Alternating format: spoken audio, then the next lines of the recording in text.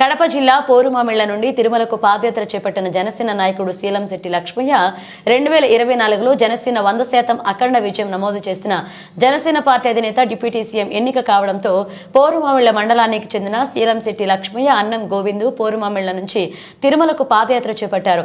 ఈ సందర్భంగా శనివారం పోరుమామిళ్ల నుంచి శీలంశెట్టి లక్ష్మయ్య అన్నం గోవిందు కలిసి ముందుగా అభయాంజనేయ స్వామి దేవస్థానం నుండి లక్ష్మీ వెంకటేశ్వర స్వామి దేవస్థానంలో ప్రత్యేక పూజలు చేశారు. అనంతరం అంబేద్కర్ విగ్రహానికి పూలమాలలు వేసి నివాళులర్పించారు. ఈ సందర్భంగా లక్ష్మయ్య మాట్లాడుతూ పేద బలహీన వర్గాల బతుకులు బాగుపడాలి అంటే జనసేన పార్టీ అధికారంలోకి రావాలని, జనసేన పార్టీ అధినేత పవన్ కళ్యాణ్ సారథ్యంలో రాష్ట్రం అభివృద్ధి బాటలు నడవాలన్నారు.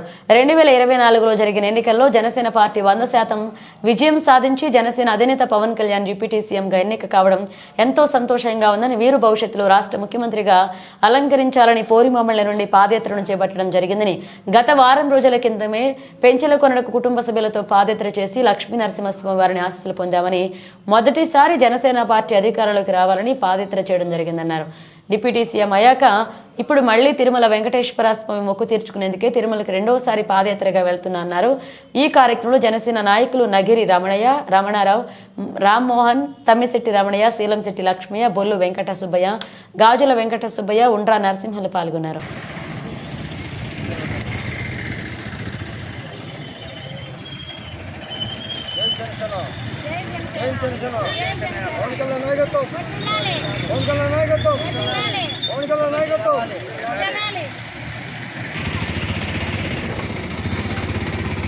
ఇంకా 15 ప్రేక్షకులకు యజమానానికి నా హృదయపూర్వక నమస్కారాలు. ఈరోజు పాదయాత్ర ముఖ్య ఉద్దేశం ఆనాడు 2022లో అదే పాదయాత్ర తిరుమలకు చేయడం జరిగినది. ఆనాడు జగన్మోహన్ పవన్ రావాలని ఒక ఉద్దేశంతో ఆనాడు పోయాం. కానీ అది 100% అది నెరవేరింది. కాబట్టి ఆనాడే ముక్కున్నాం. మా నాయకుడు ఏదనుకున్నా కానీ అది నెరవేరాలా. ఎందుకంటే ఆనాడు ఏ అధికారం లేకపోయినా కానీ ప్రజల కోసం ఎక్కడ వినా కానీ ఏ ఊరికి ఒక మాట ఇచ్చినా కానీ ఆ మాట ప్రకారం తూచ తప్పకుండా చేసుకుంటూ వచ్చిండు. ఇప్పుడు ఆనాడు కూడా ప్రజల్లో ఉన్నాడు. ఇప్పుడు గెలిచిన తర్వాత కూడా ప్రజల్లోనే ఇప్పుడు మమ్మకమవుతున్నాడు.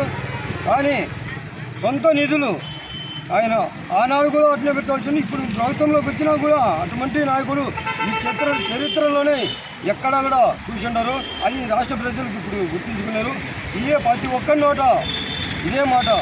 ఇటువంటి నాయకుడు మళ్ళా దొరకడు. అదే విధంగా కోరుకుంటాను. రేపు రాబోయే కాలంలో ఈ డిప్యూటీ సీఎం పదవి ఆయనకు సరిపోదు. ఒక ముఖ్యమంత్రి హోదాలో ఆయన చూడాలని రాష్ట్ర ప్రజలు చాలా ఆసక్తితో అయితే చూస్తున్నారు. 2029లో ఖచ్చితంగా ఆయన గెలిపించుకోవాలా. ఆయన గెలిపించుకోలేకపోతే ఇంకా అని 2014, 19లోనే అనుకున్నారు. ఆ ఉద్దేశం మిస్టేక్ అయింది.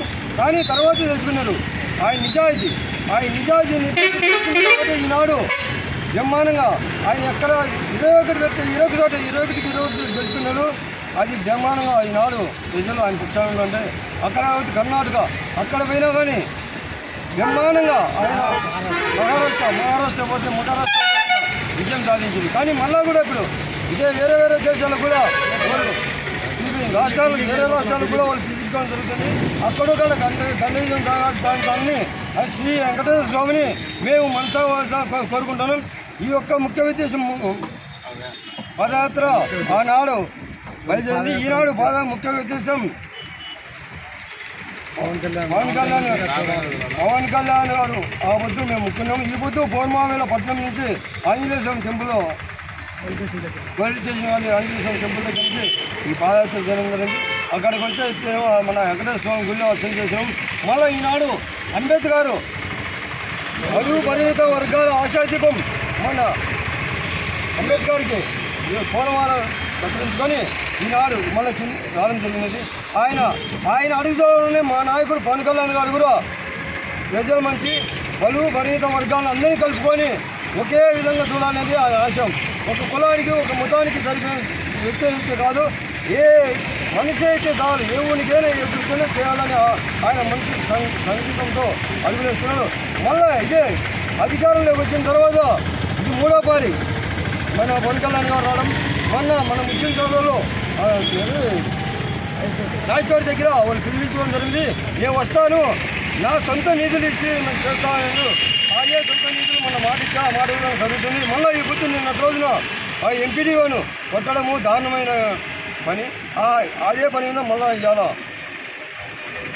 చేయడం జరిగినది. దాని మీద మళ్ళీ ఇప్పుడు జరుగు వచ్చింది. ఆయన ఏం మాట ఇచ్చినా ప్రజల పక్షాన ఉంటాడు.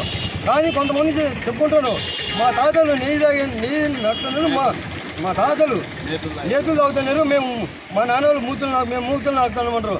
అది కాదు, మనం పుట్టిన దేశానికి మనకు పుట్టిన గడ్డకు మనం ఏం చేశాం, మా తాతలు ముత్తాతలు ఏం చేసిందో కాదు మనం ఏం చేశాం అనే ఒక సంకల్పం ఉండాలి. ఆ సంకల్పం ఉన్నప్పుడు ఏ నాయకుడైనా కానీ విజయం కంటే ఆ నాయకుడు మన పవన్ కళ్యాణ్ గారు. అది ఆ నాయకుడు నిర్మించుకుంటాడు. దానికి మా నాయకుడు శ్రీ వెంకటేశ్వర స్వామి ఆశీర్వాదం ఉండాలని ముఖ్య ఉద్దేశం ఏంటంటే ఈ రోజున పాదయాత్ర పోతుంది. ఈ